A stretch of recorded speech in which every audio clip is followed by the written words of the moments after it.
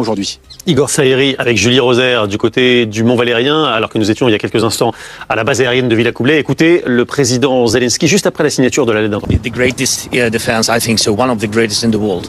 Thanks so much.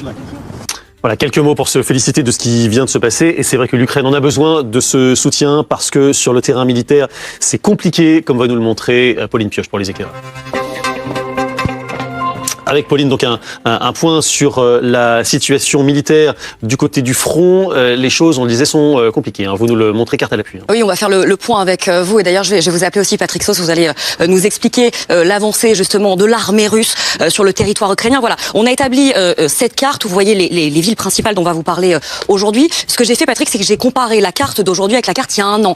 Visuellement, en fait, on voit que le front n'avance pas beaucoup parce que, ce qu'il faut préciser, Patrick, c'est la méthode russe, c'est village par village, kilomètre par kilomètre, qu'il y a des avancées. Et homme par homme, parce que on entend beaucoup parler de Pokrovsk. Les gens se disent, ça fait quelques semaines qu'on entend parler de Pokrovsk. Cette offensive, elle a commencé au mois d'août 2024. Ça fait quasiment 1 an et demi. Ce que me disent mes sources militaires, plutôt françaises, c'est que, sans connaître les pertes ukrainiennes, la Russie a perdu 120 000 hommes pour sans doute prendre, dans les prochains jours, une ville qui est à l'état de ruine. Alors certes, symboliquement, c'est très fort, eh bien ça touche aussi les Ukrainiens.